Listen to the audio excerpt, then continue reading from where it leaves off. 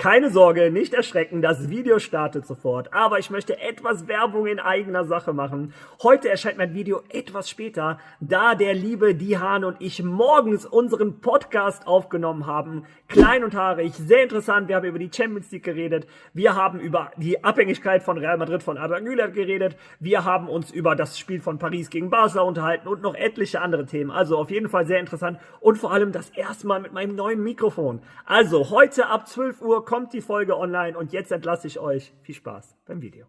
Hallo meine Freunde, hola Madridistas, Riesenskandal bei Real Madrid. Unser Kapitän Fede Valverde weigert sich als rechter Verteidiger zu spielen. Ein Xabi Alonso lässt ihn dafür 90 Minuten auf der Bank, obwohl Fede Valverde am Tag vorher noch in der Pressekonferenz war. Ein Fede Valverde rächt sich wiederum, indem er sich nicht warm macht, obwohl Xabi Alonso ihm zum Warmmachen schickt und der Uruguayer unterwandert damit die Autorität von unserem Trainer Xabi Alonso. Das Ganze geht so weit, dass Fede Valverde sogar ein offizielles Statement abgegeben hat auf seinen gesamten Social-Media-Seiten. Ja, so ist die Situation, wenn man der spanischen Presse glauben möchte. Was die Wahrheit ist, die Bilder, das Statement etc., meine Meinung zu der ganzen Situation, die sieht nämlich ein bisschen anders aus. Darüber reden wir heute in diesem Video. Dann unterhalten wir uns auch noch über die Champions League, schauen uns die Ergebnisse, die Tabelle an. Dann wurden auch noch ein Arda Güler und ein Eder Militão ausgezeichnet von der Liga. Also all das heute in dem Video. Viel Spaß dabei.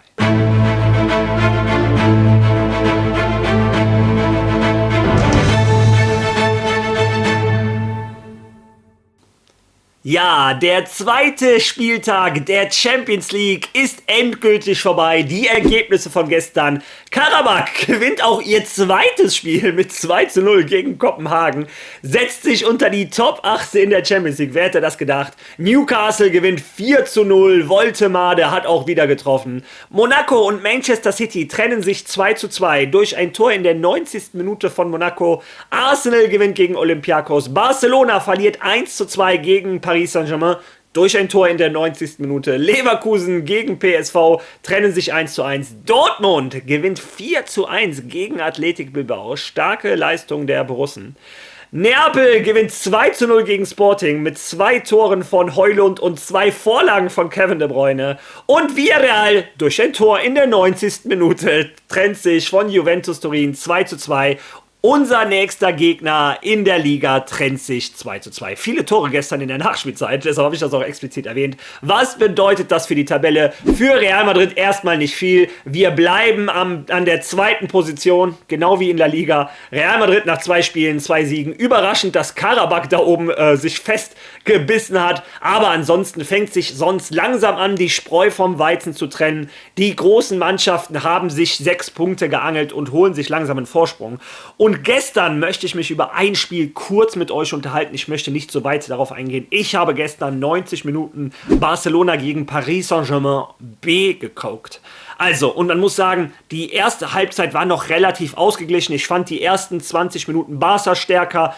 Aber, ich sag mal so, ab der 20., 25. Minute hat Paris Saint-Germain auswärts in Barcelona das Heft immer mehr übernommen. Und in der zweiten Halbzeit hat nur Paris Saint-Germain gespielt. Bei denen fehlte ein Marquinhos, bei denen fehlte ein Neves, bei denen fehlte ein Doué, ein Dembélé, ein Kvaratskhelia. 5 von 11, also 5 Stammspieler fehlten. Und die spielen auswärts Barcelona in der zweiten Hälfte an die Wand. Also ich muss sagen, sowohl Barcelona als Paris, meiner Meinung nach, das erste, was ich gesehen habe, spielen auf einem anderen Level zurzeit als Madrid. Ein ganz anderes Tempo. Real Madrid muss schnell aufholen. Xabi Alonso hat noch eine Menge Arbeit vor sich. Aber Paris Saint-Germain ist zurzeit das Maß aller Dinge. Was für einen Fußball die spielen. Mit einem Nuno Mendes. Boah, der erinnert an eine Mischung aus Marcelo und Roberto Carlos. Was für ein Fußballer. Auf der anderen Seite Hakimi aber auch. Die haben wirklich die 2 besten Außenverteidiger der Welt. Also, ich möchte mich da ein bisschen entschuldigen. Ich muss meinen Hut ziehen vor Nuno Mendes. Ich habe Álvaro Carreras sehr hoch gelobt. Und ein Álvaro Carreras spielt auch eine überragende Saison. Bis auf das Spiel gegen Atletico Madrid bin ich unendlich glücklich, dass wir Álvaro Carreras haben. Ein ganz, ganz toller Fußballer. Einer der besten linken Verteidiger der Welt. Aber Nuno Mendes, meine Güte, was für ein Unterschiedsspieler. Naja, wie dem auch sei, Paris gewinnt absolut verdient 2:1. Und auch wenn sie das Tor in der 90. nicht gemacht hätten, waren sie in der zweiten Halbzeit die klar bessere Mannschaft. Real Madrid muss sich ein Vorbild daran nehmen, wie Paris gespielt hat, wie flexibel die waren, wie uneigennützig die waren, wie der Ball hin und her gespielt wurde, wie oft verschiedene Spieler in die Tiefe gestartet sind, den Ball nicht gekriegt haben, die sind zurückgekommen, während die Abwehr von Barcelona zurückkommt, startet der Nächste und das Gleiche nochmal. Also es hat Spaß gemacht zuzugucken, wirklich überragend Paris Saint-Germain. Ja, wie dem auch sei, das war Meinung zu dem Spiel. Ich bin immer noch geflasht, was für einen tollen Fußball ich da gestern Abend gesehen habe, vor allem von Paris. Wie dem auch sei, auf diesem Kanal wollen wir uns über Real Madrid unterhalten und unterhalten wir uns zunächst einmal über 2 Spieler, die von La Liga prämiert wurden. Eder Militão wurde prämiert mit dem Tor des Monats. Wie denn auch nicht? Sein Hammer gegen Espanyol Barcelona. Ich meine, was ist das bitte für eine Kanonenkugel?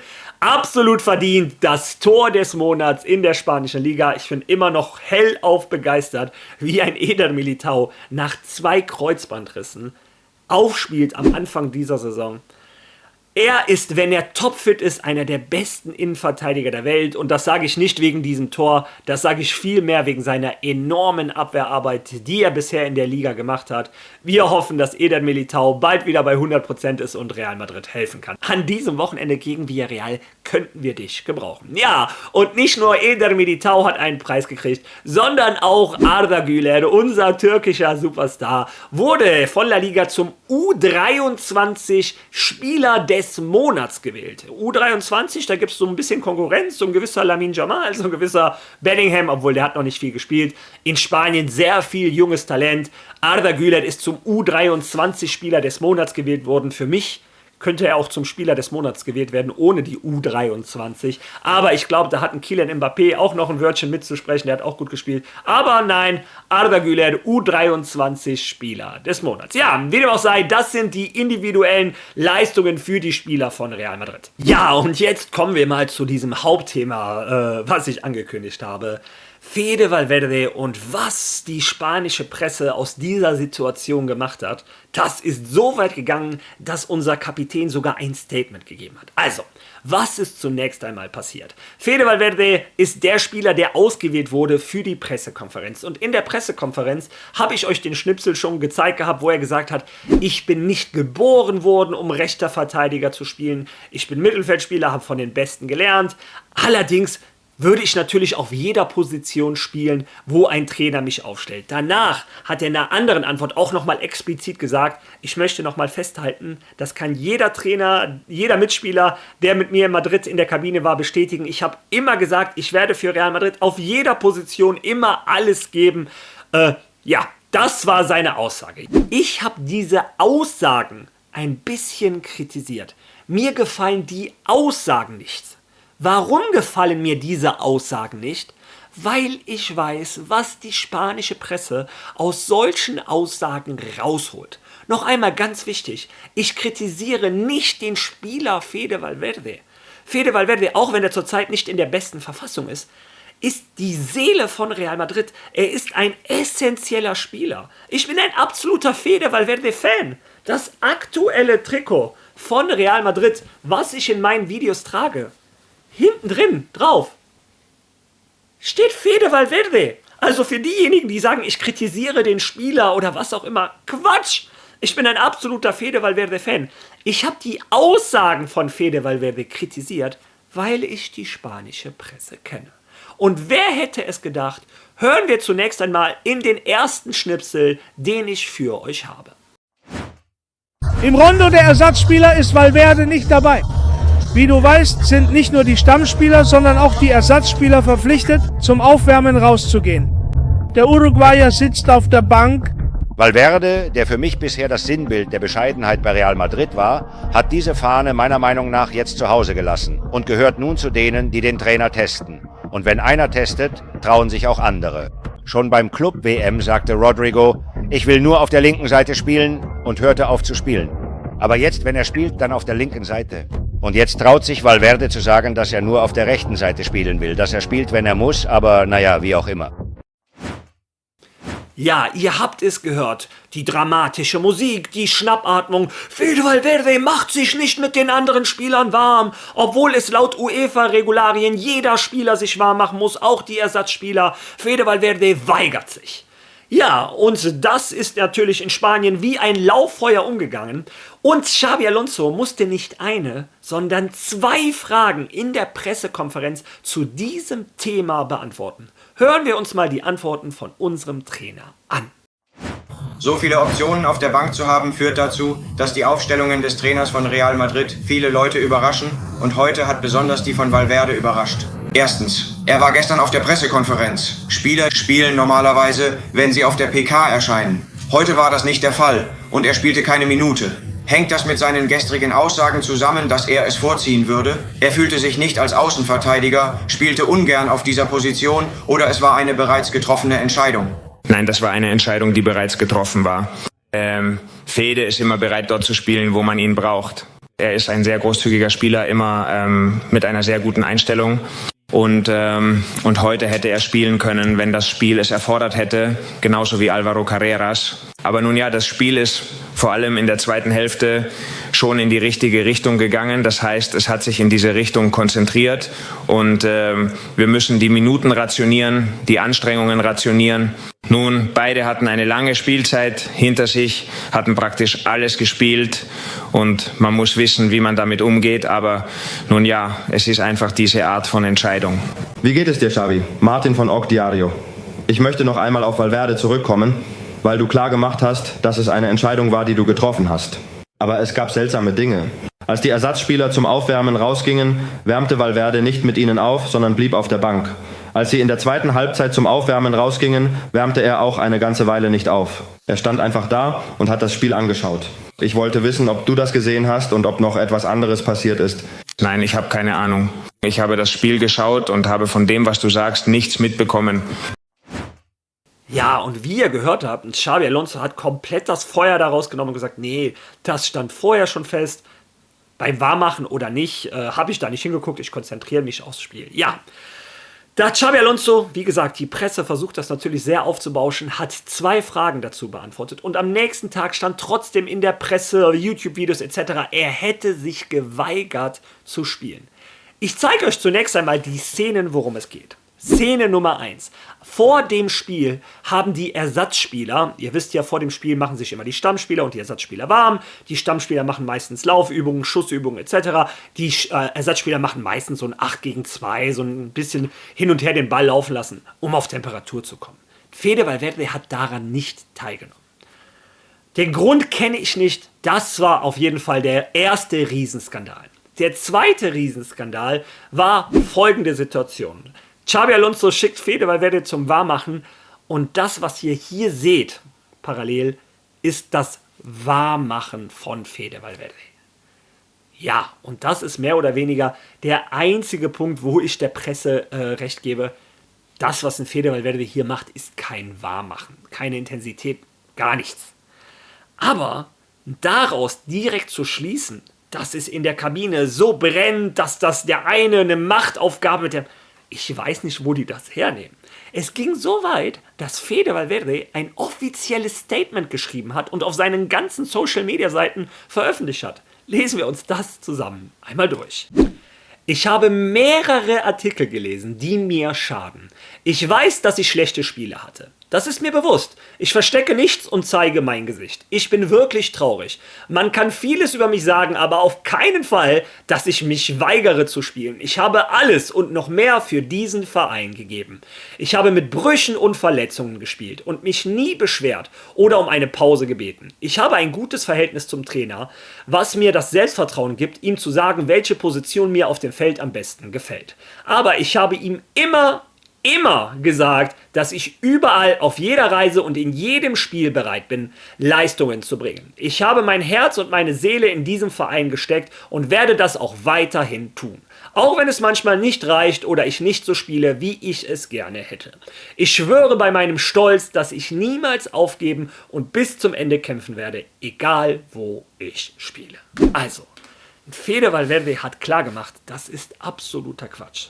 Und ganz ehrlich, wenn es einen Spieler im Kader von Real Madrid gibt, dem man das nicht vorwerfen kann, dann ist es ein Fede Valverde. Das ist, glaube ich, die letzten 2-3 Jahre am Stück der Spieler mit den meisten Minuten. Ich glaube, das ist ein Fakt, der schon wieder diese ganzen Märchen zerstört. Ein Fede Valverde hat da gespielt, wo er es musste. Mir gefällt, wie gesagt, die Aussage auch nicht so sehr, dass er sagt, rechter Verteidiger feiere ich nicht so sehr. Aber ganz einfach, wie gesagt, nur weil ich weiß, was für eine Unruhe das in Spanien hervorrufen wird. Und zack, die Unruhe ist jetzt in der Kabine. Aber wer einem Fede Valverde vorwirft, dass er für Real Madrid nicht alles geben würde, hat meiner Meinung nach keine Ahnung von Real Madrid und von Fede Valverde. Er ist unser Kapitän. Er hat sich immer zerrissen, hat die meisten Minuten abgearbeitet und auch wenn er gerade in einer schlechten Verfassung ist, wie gesagt, ist Fede Valverde einer der wichtigsten Spieler im Kader von Real Madrid. Für mich ist die Situation folgende. Ein Xabi Alonso rotiert die ganze Saison. Einer der Spieler, der bisher noch nicht rotiert hatte, war Fede Valverde. Wir haben gegen Khairat Almaty gespielt.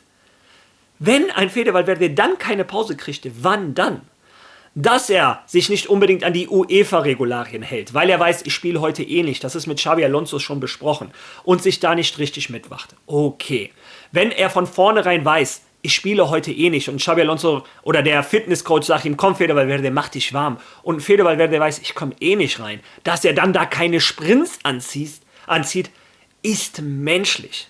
Also, ich finde, aus den Informationen, die wir haben, die Aussage von Xabi Alonso, die Aussage von Fede Valverde, wenn man das vergleicht mit diesen Bildern, glaube ich, dass es schon extrem dreist ist, Fede Valverde vorzuwerfen, Arbeitsverweigerung.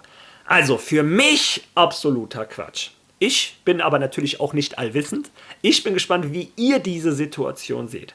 Lasst eure Meinung zu dieser Situation bitte in den Kommentaren. Wenn ihr schon mal da seid und ihr das Spiel Barca gegen Paris gesehen habt, lasst eure Meinung dazu auch in den Kommentaren. Auch gerne zu Arda Güler und Eder Militao. Und ich würde sagen, wir sehen uns morgen wieder. Bis dahin. A la Madrid!